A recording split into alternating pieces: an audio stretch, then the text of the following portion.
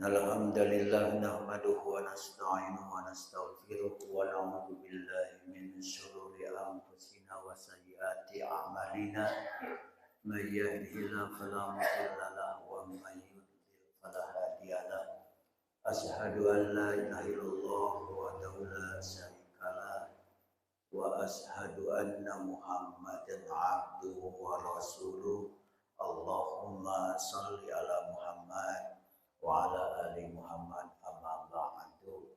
A'udzu billahi minasy syaithanir rajim. Bismillahirrahmanirrahim.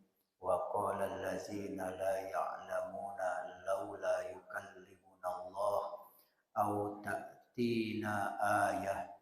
Kadzalika qala allazina min qablihim mithla qaulihim tasabahat qulubuhum qad bayyannal ayati liqaumi yuqinun. Wa qala, dan orang-orang yang tidak mengetahui itu, wa qala, dan berkata, siapa yang berkata, allazina la ya'lamuna, orang-orang yang tidak mengetahui. Berarti banyak. Kalau satu ya'lamu, dari kata alima ya'lamu, ilman, alimun, ma'lumun, i'lam, la ta'lam, ma'lamun, ma'lamun, mi'lamun. Nah, itu kalau orang pesantren.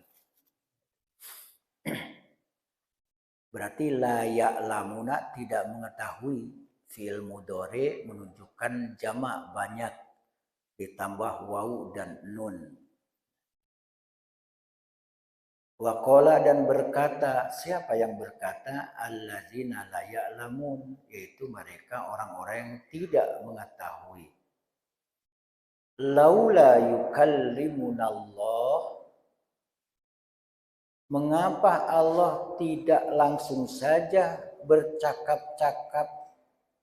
Mengapa Allah tidak langsung saja berbicara dengan kami? Au ta'tina ayah, atau datang tanda-tanda kekuasaannya kepada kami. Kadzalika, yang demikian itu, qala, berkata. Siapa yang berkata? Allazina min qablihim, yaitu orang-orang sebelum mereka. Sebelum mereka, mithla qaulihim, seumpama atau seperti ucapan mereka itu.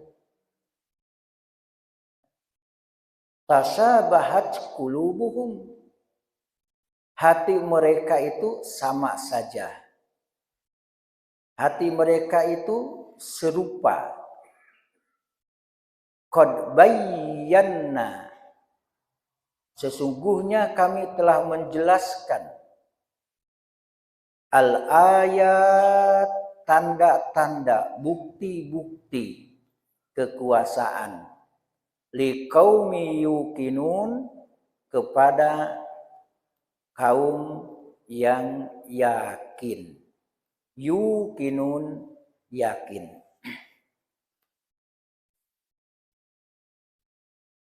Qala Muhammad bin Ishaq hadatsani Muhammad Abi Muhammad an Ikrimah au Sa'id bin Jubair an Ibni Abbas qala Rafi ibni Harimalah,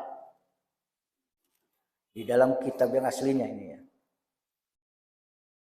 Ya Muhammad, in kunta rasulam minallah kama taqulu, faqul lillahi fayukallimuna hatta tasma'a kalamah. Fa'anzalallahu fi zalika min qawlihi. Artinya, dari banyak riwayat, jalur, turuk, sanad, ada yang menyampaikan, hai Muhammad, jika engkau adalah seorang nabi, seorang rasul, dan engkau diutus dari Allah. Seperti apa yang kau katakan. Engkau katakan apa? Ini Rasulullah. Aku ini utusan Allah. Aku ini adalah Rasulullah. Ayo, apa yang kau katakan? Seperti itu. Kata mereka. Siapa mereka? Orang-orang yang mengingkari, orang-orang yang ada di hatinya kekufuran, keingkaran, ya, mengatakan dan menyampaikan, maka katakanlah kepada Allah agar dia berbicara langsung kepada kami. Wah, begitu.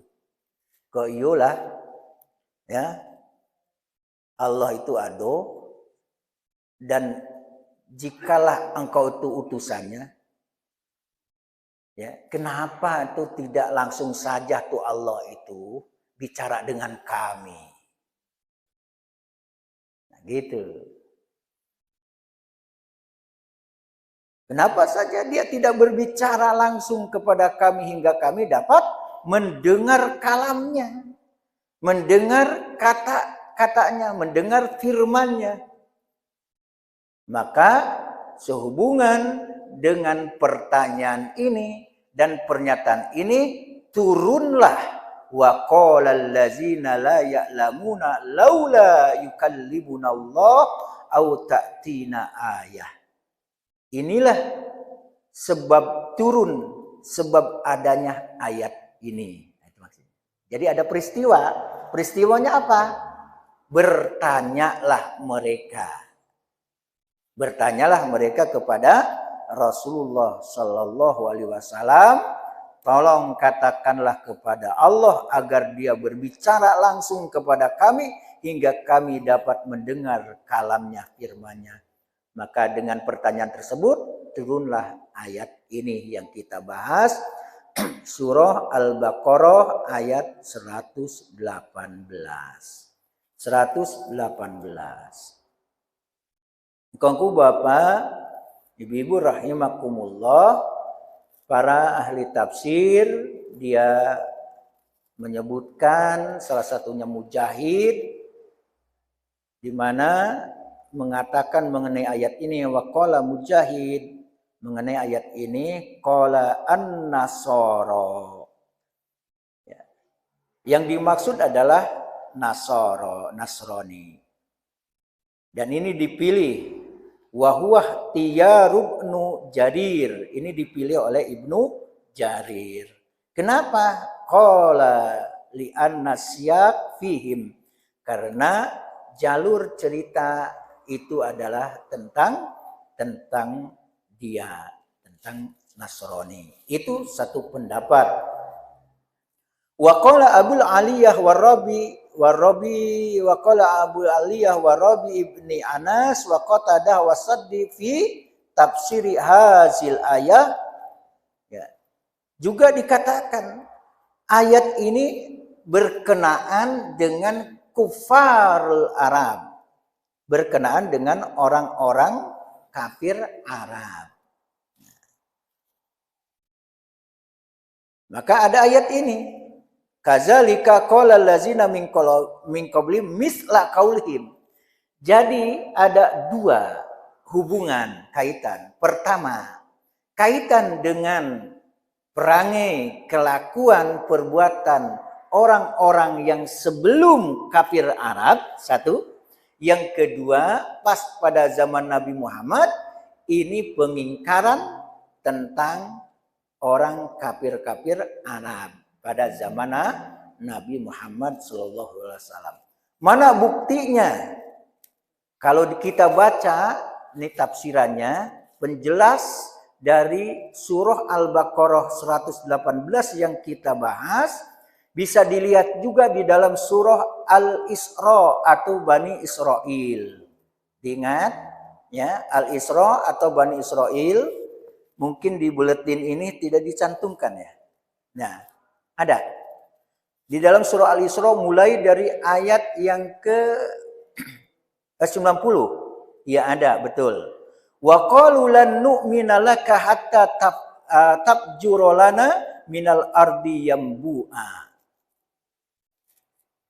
Artinya apa? Satu, mereka meminta adakan mata air dari bumi. Itu ayat yang ke-90.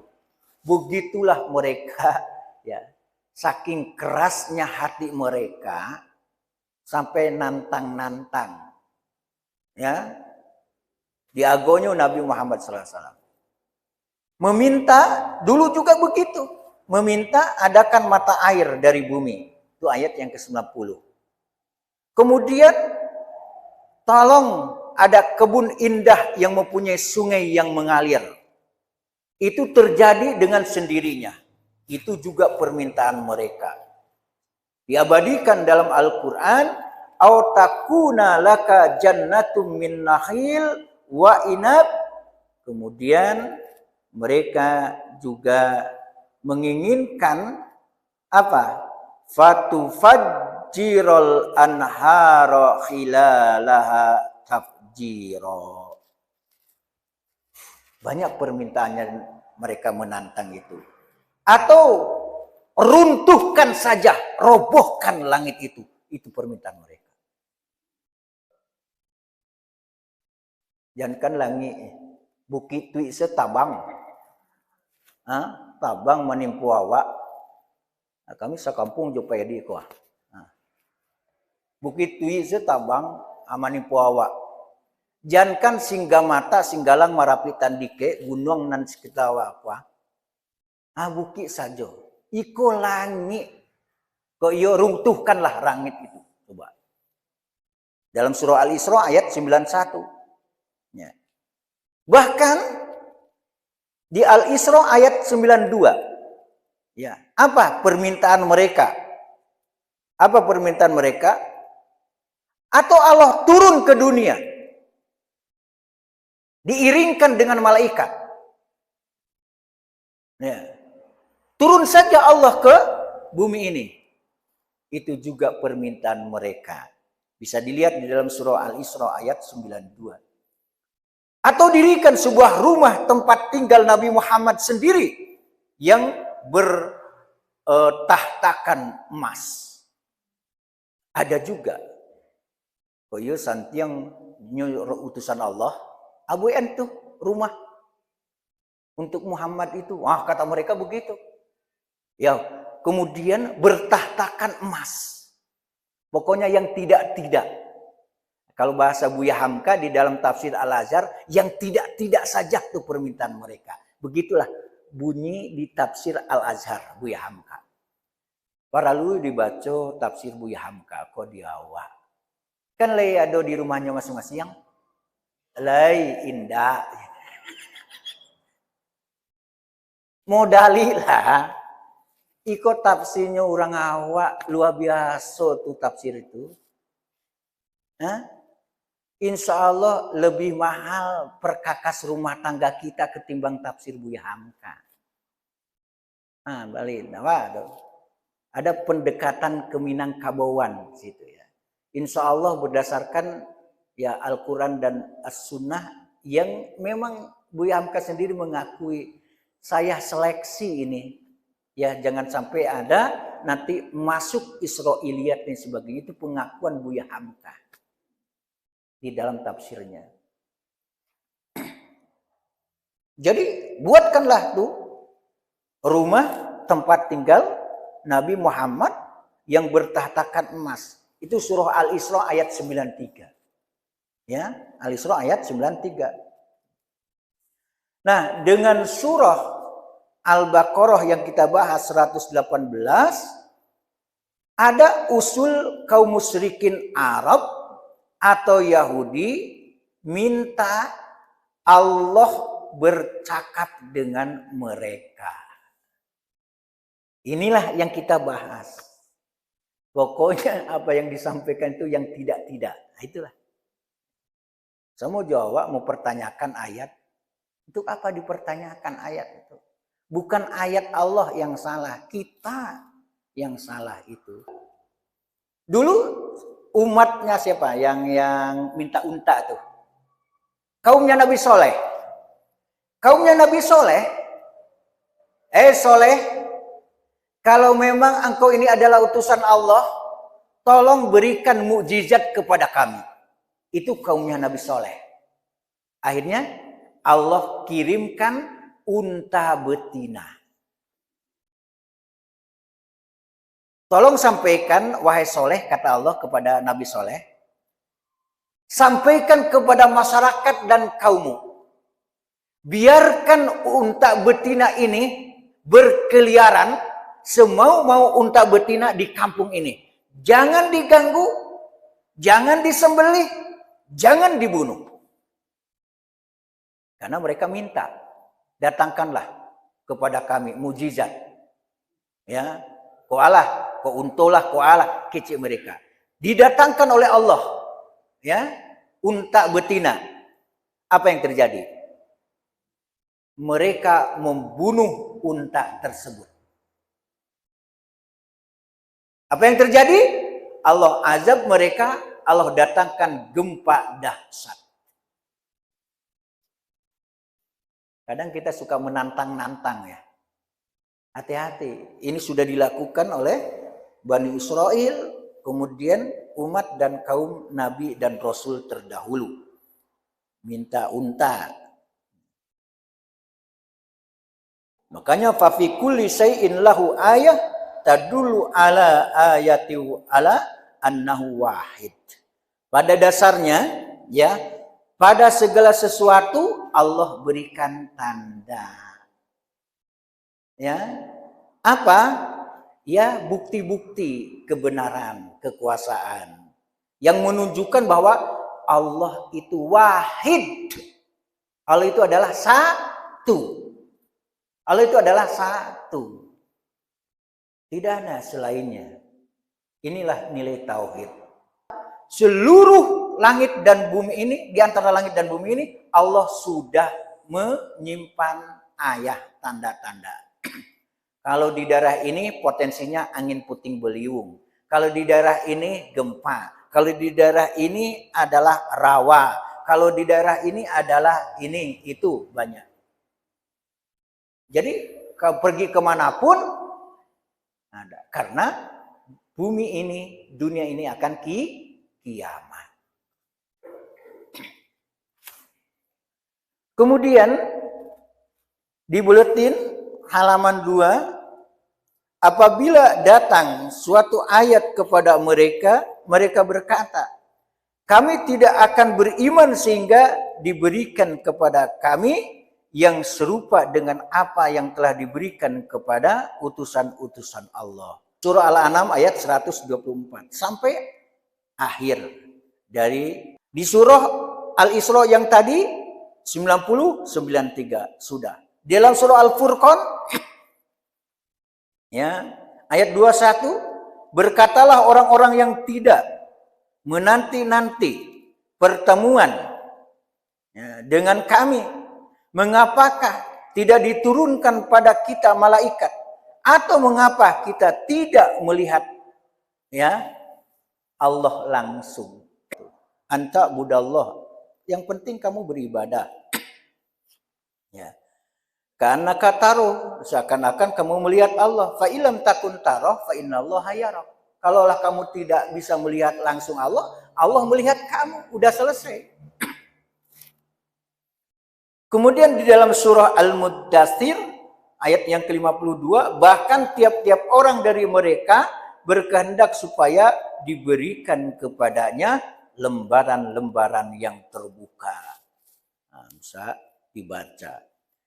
Di surah An-Nisa ayat 153, ahli kitab meminta ya, agar kami menurunkan kepada mereka sebuah kitab dari langit.